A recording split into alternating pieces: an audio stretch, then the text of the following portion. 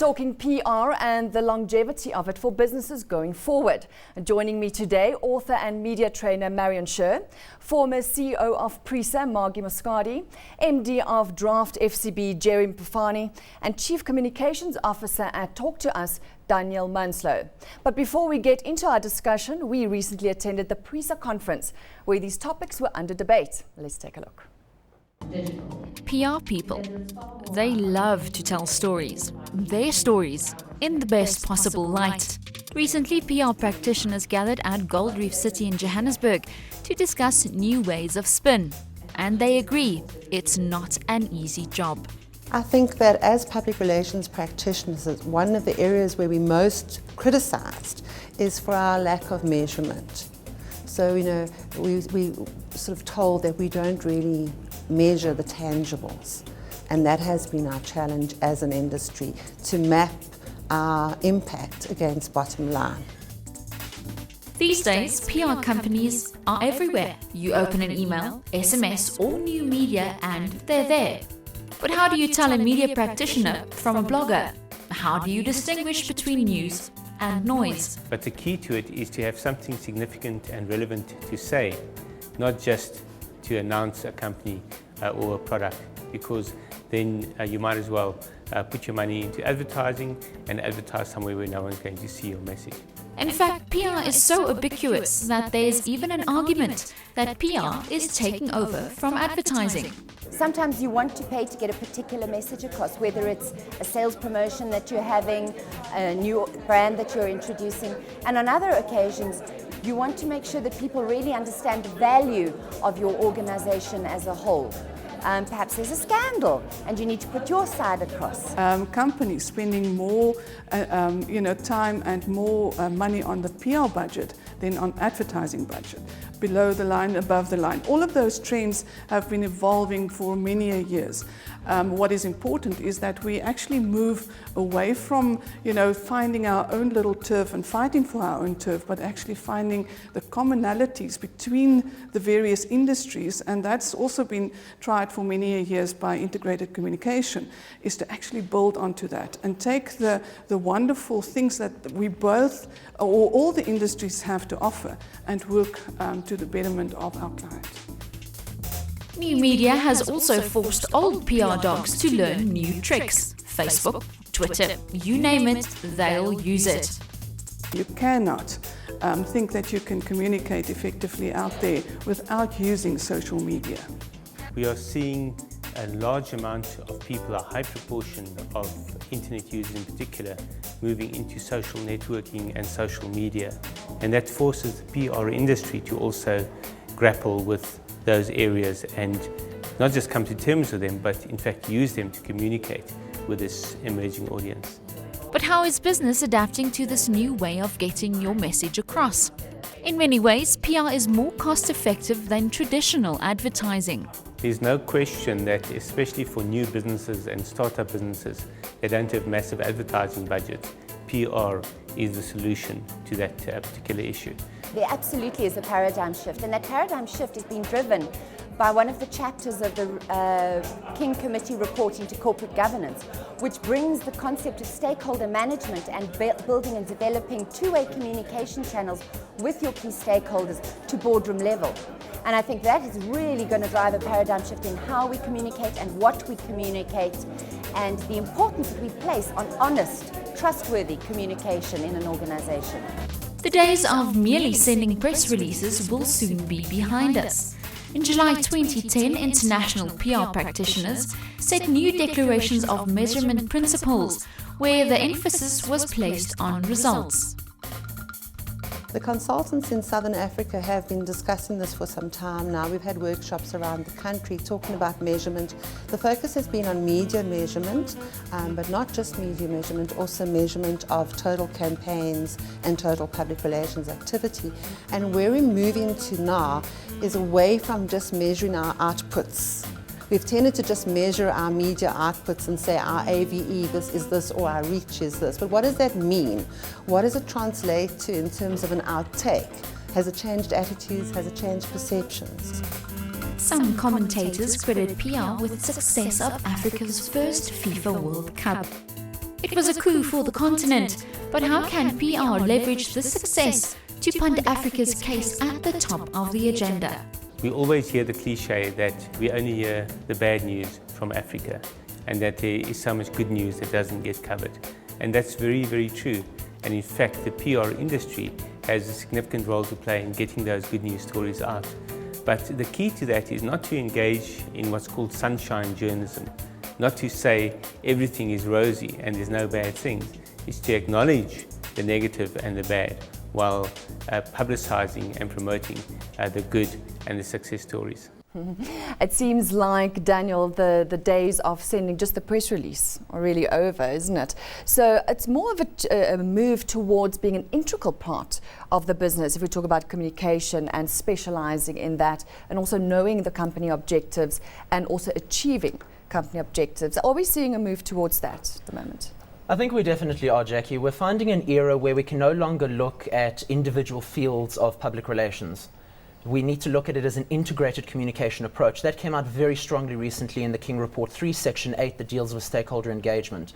We need to start looking, and I think the industry is starting to look at public relations as a discipline, advertising as a discipline, and other specialized areas of stakeholder engagement as disciplines as well, such as internal communications. Do you agree with what, Jerry, do you agree with what Daniel's saying in terms of PR becoming more strategic resource within a business? Totally agree. I think we shouldn't confuse the growth of PR and try and look at other disciplines and trying to give it a context from that point of view. Rightfully so, public relations in the discipline is growing in its own right. Smart marketers do not replace advertising or sponsorship with PR or the other way around. Integrated communications is absolutely the way for the future. Are we still going to call it PR though? Or do you think we're going to call it something else, like communication, because that just opens or broadens that initiative or that element of it? That's quite an interesting point, and it was actually Mervyn King, Judge Mervyn King recently called us communication strategists, and he wanted to broaden the idea that it's not just about being a public relations practitioner, but a communicator who specializes in an integrated approach to any communication discipline, but it has to be integrated into the fabric of the organization. It must be responsive to the organization. It must address material issues within the organization. So there are a number of elements that come into place there. What do you think, Marion?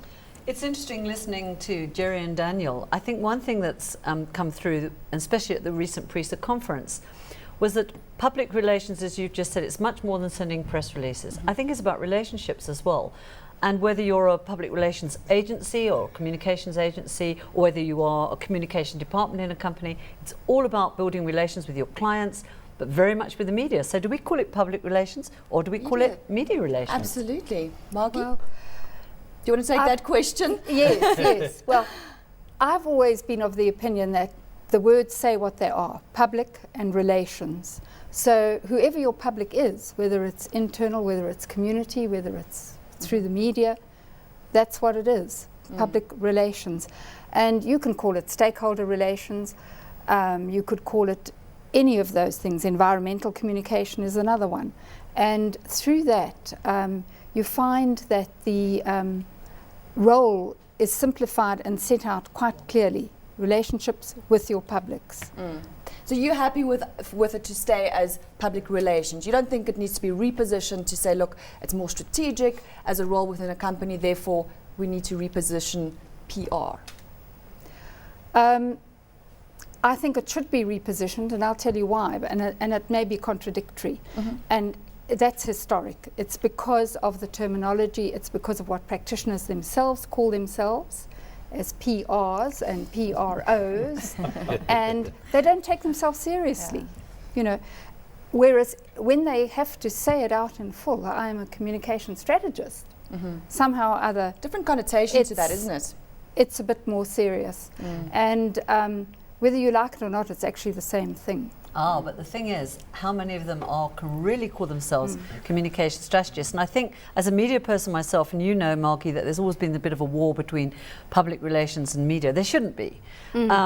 because they do need each other. But I think the trouble is, well, look, in the media industry itself, is the difference in standards. You get really superb communication specialists, and you get somebody who's done a 3-month diploma, and the next thing they're calling themselves a specialist, and they do damage to the industry. But that's a very good point that you make, and I would like to then go on to, well, forecasting in terms of regulation, in terms of making sure that you're getting the best out of your PR practitioner. What's happening on that front, Margi?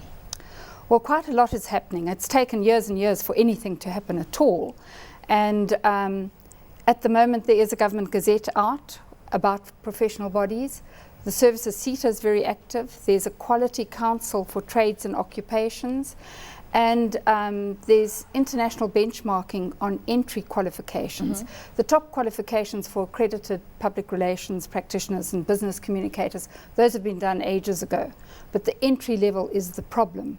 And ensuring that those people remain registered as practitioners, that there's ongoing assessment. So you as a client, you're also protected, right? Yes. Right, Jerry? I mean, how many PR agencies are there around? How do you know, tell one from another?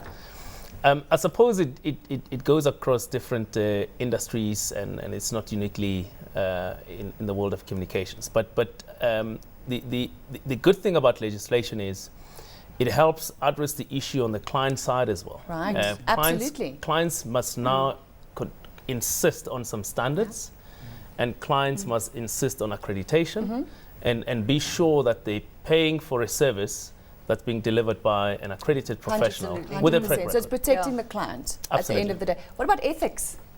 I think ethics are also a very important part of it. I mean, started laughing.